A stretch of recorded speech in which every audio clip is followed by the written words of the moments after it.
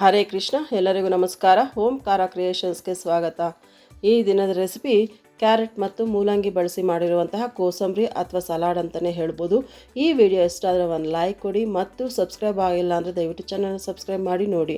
ಮೂಲಂಗಿ ಮತ್ತು ಕ್ಯಾರೆಟ್ ಕೋಸಂಬರಿಗೆ ಬೇಕಾಗಿರುವಂತಹ ಸಾಮಗ್ರಿಗಳು: 1 ಕಪ್ ಕ್ಯಾರೆಟ್ ತುರಿ, 1 ಕಪ್ ಮೂಲಂಗಿ ತುರಿ, 4 ಚಮಚದಷ್ಟು ತೆಂಗಿನಕಾಯಿ ತುರಿ, ಸ್ವಲ್ಪ ಕೊತ್ತಂಬರಿ ಸೊಪ್ಪು, ರುಚಿಗೆ ತಕ್ಕಷ್ಟು ಉಪ್ಪು, ಅರ್ಧ ಚಮಚ ಮೆಣಸು, ಸ್ವಲ್ಪ ನಿಂಬೆಹಣ್ಣಿನ ರಸ. ಇಷ್ಟೆಲ್ಲ ಸಾಮಗ್ರಿಗಳನ್ನ ಬಳಸ್ತಾ ರುಚಿಕರವಾದಂತಹ ಕ್ಯಾರೆಟ್ ಮತ್ತು ಮೂಲಂಗಿ ಕೋಸಂಬರಿ ಮಾಡೋದು ಹೇಗೆ ಅಂತ ನೋಡೋಣ. ಒಂದು ಮಿಕ್ಸಿಂಗ್ ಬೌಲ್ಗೆ ತೆಗೆದುಕೊಂಡಿರುವಂತಹ ಮೂಲಂಗಿ ಹಾಕೋತಾ ಇದ್ದೀನಿ. 1/4 kg ಮೂಲಂಗಿ ತೊಗೊಂಡ್ರೆ 1/4 kg ಕ್ಯಾರೆಟ್ ತೊಗೋಬೇಕಾಗತ್ತೆ. ಈಗ ತುರ್ಕೊಂಡಿದ್ದೀನಿ ನಾನಿಲ್ಲಿ ಮೂಲಂಗಿನ. ಮೇಲೆ ಸಿಪ್ಪೆ ತೆಗೆದು ಆ ನಂತರ ನಾನಿಲ್ಲಿ ತುರಿದಿರೋ ಅಂಥದ್ದು ಕ್ಯಾರೆಟ್ ಮತ್ತು ಮೂಲಂಗಿನ ಸಮ ಪ್ರಮಾಣದಲ್ಲಿ ತೊಗೊಂಡ್ರೆ ಮೂಲಂಗಿ ಖಾರ ಗೊತ್ತಾಗೋದಿಲ್ಲ ತಿನ್ನಬೇಕಾದ್ರೆ. ಈಗ ಕ್ಯಾರೆಟ್ ಸಹ ಹಾಕ್ಕೊಂಡಿದ್ದಾಯಿತು. ನಾನಿಲ್ಲಿ ಸುಮಾರು 200 ಗ್ರಾಮಷ್ಟು ಕ್ಯಾರೆಟ್ ಮತ್ತು 200 ಗ್ರಾಮಷ್ಟು ಮೂಲಂಗಿ ತೊಗೊಂಡಿದ್ದೀನಿ. ಡಯಟ್ ಮಾಡೋರು 1/4 kg ಅಷ್ಟು ತೊಗೊಂಡ್ರೆ ಸಾಕಾಗುತ್ತೆ. ಊಟದ ಬದಲಾಗಿ ಅದೇ ತಿನ್ಬೋದು.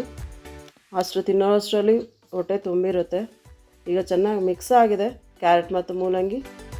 ಈಗ ತೆಗೆದುಕೊಂಡಿರುವಂತಹ ಮೆಣಸಿನ ಪುಡಿ, ಉಪ್ಪಿನ ಪುಡಿ ಮತ್ತು ನಿಂಬೆಹಣ್ಣಿನ ರಸ ಹಾಕೋಬೇಕಾಗತ್ತೆ. ಅದ್ರ ಜೊತೆ ತೆಂಗಿನಕಾಯಿ ತುರಿನೂ ಸಹ ಹಾಕ್ಕೋಬೇಕು.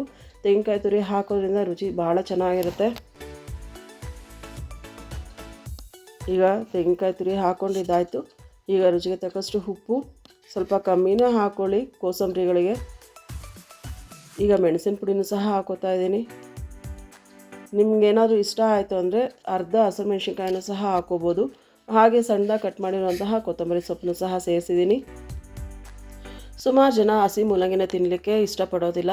ಆದರೆ ಈ ರೀತಿಯಾಗಿ ಕೋಸಂಬರಿ ಮಾಡ್ಕೊಂಡು ತಿಂದರೆ ನಮಗೆ ಮೂಲಂಗಿ ಹಾಕಿದ್ದೀವಿ ಅಂತಲೇ ಗೊತ್ತಾಗೋದಿಲ್ಲ. ಅಷ್ಟು ರುಚಿಯಾಗಿರುತ್ತೆ. ಈ ಒಂದೊಳ್ಳೆ ಕಾಂಬಿನೇಷನ್. ನಿಂಬೆಹಣ್ಣಿನ ರಸ ಹಾಕೋದು ನಿಮ್ಗೆ ಇಷ್ಟ ಅಲ್ಲ ಅಂದರೆ ಸ್ಕಿಪ್ ಸಹ ಮಾಡ್ಕೋಬೋದು. ನೀವು ಇಷ್ಟಪಟ್ಟಲ್ಲಿ ಸ್ವಲ್ಪ 1 ಚಮಚದಷ್ಟು ಅಡುಗೆ ಎಣ್ಣೆ, ಸ್ವಲ್ಪ ಸಾಸಿವೆ, ಇಂಗು ಮತ್ತು ಕರಿಬೇವಿನ ಸೊಪ್ಪಿನ ಒಗ್ಗರಣೆನೂ ಸಹ ಹಾಕ್ಕೋಬೋದು. ಈಗ ಚೆನ್ನಾಗಿ ಮಿಕ್ಸ್ ಆಗಿದೆ. ಈಗ ಕೋಸಂಬರಿ ಸವಿಯಲು ಸಿದ್ಧ ಆಗಿದೆ.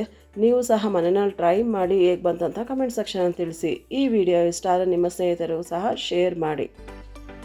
ಈ ಥರದ ಕೋಸಂಬರಿನ ಹಾಗೆ ಬೌಲ್ಗೆ ಹಾಕ್ಕೊಂಡು ಸಹ ಹಾಗೆಯೇ ಆರಾಮಾಗಿ ತಿನ್ಕೋಬೋದು. ಊಟದ ಜೊತೆ ತಿಂತೀನಿ ಅನ್ನೋದಾದರೆ ಸುಮಾರು 4 ಜನರಿಗೆ ಆಗುತ್ತೆ. ಇಲ್ಲಿ ತೋರಿಸಿರುವಂಥ ಅಳತೆ ವಿಧಾನದಲ್ಲಿ ಮಾಡಿದ್ರೆ ಮೂಲಂಗಿ ಮತ್ತು ಕ್ಯಾರೆಟ್ನ ಕೋಸಂಬರಿ ತಯಾರಾಗಿದೆ. ಈ ವಿಡಿಯೋ ನಿಮಗೆ ಇಷ್ಟ ಆಗಿದೆ ಅಂತ ಭಾವಿಸ್ತೇನೆ. ಇಷ್ಟ ಆಗಿದರೆ ಒಂದು ಲೈಕ್ ಕೊಡೋದನ್ನು ಮಾತ್ರ ಮರಿಬೇಡಿ.